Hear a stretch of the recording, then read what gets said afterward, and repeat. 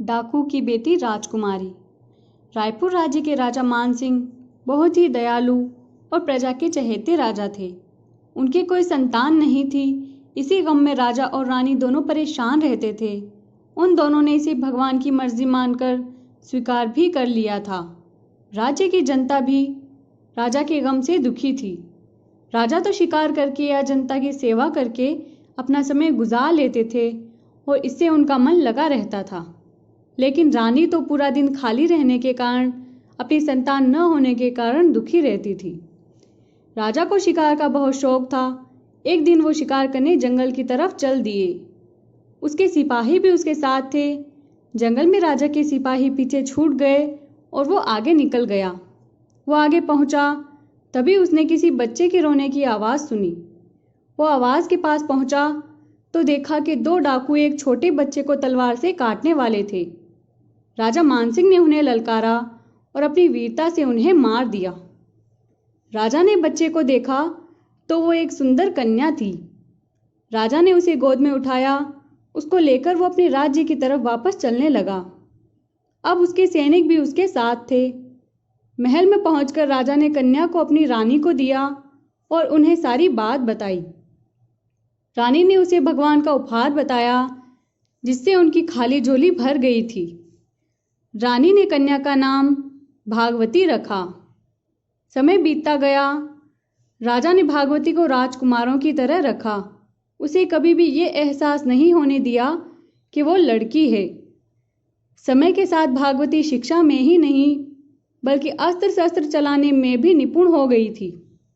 अब भागवती जवान हो गई थी और राजा मानसिंह के साथ राजपाट चलाने में उनकी पूरी मदद करने लगी। वह भी राजा मानसिंह की तरह राज्य की प्रजा की चहेती थी। वह प्रजा के हर दुख को अपना दुख और उनकी खुशी को अपनी खुशी समझती थी। राज्य में चारों तरफ खुशहाली थी, लेकिन ये खुशहाली ज़्यादा दिन नहीं चली। कुछ समय से रायपुर राज्य में आरा डाकू का आतंक छा गया। वह डाकू बहुत चालाक था। हमेशा वह लूट और कत्ल को अंजाम देता और गायब हो जाता था। आज तक उसकी असली शक्ल किसी ने नहीं देखी थी। वो भेष बदलने में माहिर था। इसी कारण वो किस भेष में आएगा किसी को पता नहीं चलता था। राज्य की सेना और यहाँ तक कि सेनापति और राजा भी उसको पकड़ नहीं पाए। इसी फिक्र में राज दरबार में सभी बैठे थे। उसी समय भागवती बोली, पिता महाराज, यदि आप आज्ञा दें तो मैं इस आरा डाकू को पकड़ने की कोशिश करूं। राजा बोले, भागवती, सारी सेना और सेनापति सहित हम भी कोशिश करके हार गए, लेकिन यदि तुम भी कोशिश करना चाहती हो तो जैसी तुम्हारी इच्छा, लेकिन सावधान रहना, वो बहुत खूंखार है। भागवती ने उन्हें धन्यवाद कहा और उनकी आज्ञा लेकर वह दरबार से बाहर निकल गई। उस रात भागवती ने एक मर्द का भेष बनाया और राज्य में घूमने लगी। वह हर जगह घूम रही थी। बाजार, गलियों, खेतों में लगातार घूमते हुए उसे 5 दिन बीत गए, लेकिन वो आरा डाकू का पता नहीं लगा पाई। किंतु वह कत्ल और लूट को अंजाम अभी भी दे रहा था। भागवती ने आरा डाकू के बारे में और जानकारी जुटाई और उन घरों के लोगों से मिली जहां पर डाकू ने कत्ल और लूटपाट की थी। उसको आरा डाकू के बारे में पता लगा कि वह जवान लड़कियों का कत्ल नहीं करता था और जाने से पहले उस घर की लड़की का कंधा जरूर देखता था। इस जानकारी से भागवती को आश्चर्य हुआ, लेकिन इसी से उसे उस डाकू को पकड़ने की एक तरकीब सूझी। अगले दिन उसने राज्य में घोषणा करवाई कि राजा मानसिंह के जंगल वाले पुराने महल में सब राज्य की लड़कियां इकट्ठी होकर गौरी की पूजा करेंगी, जिससे कि उन्हें मनचाहा वर मिल सके। इसमें कोई भी मर्द शामिल नहीं होगा और राजकुमारी भागवती इस आयोजन का संचालन करेगी। तय अनुसार भागवती कुछ बहादुर लड़कियों को साथ लेकर जंगल के महल में पहुंची और डाकू का इंतजार करने लगी। उसे पूरा विश्वास था कि डाकू इस घोषणा को सुनकर यहाँ जरूर आएगा। भागवती को ज्यादा इंतजार नहीं करना पड़ा। उसने देखा कि एक साया दीवार फांदकर अंदर दाखिल हो गया था।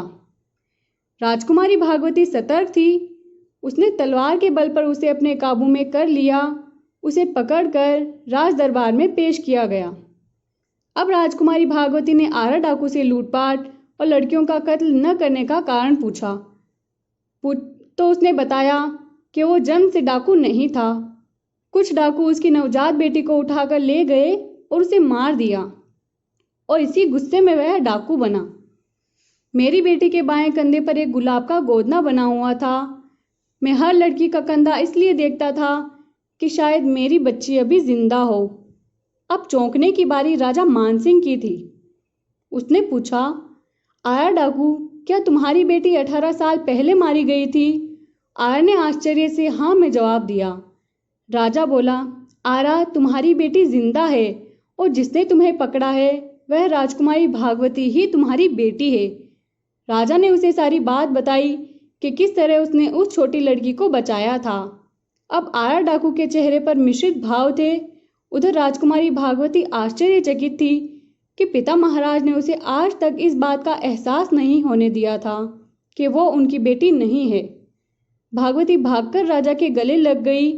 राजा मानसिंह बोला, आरा, हम भागवती को तो तुम्हें देंगे नहीं और आज से तुम ये गलत काम छोड़ दो और अपने किए का पश्चाताप करो।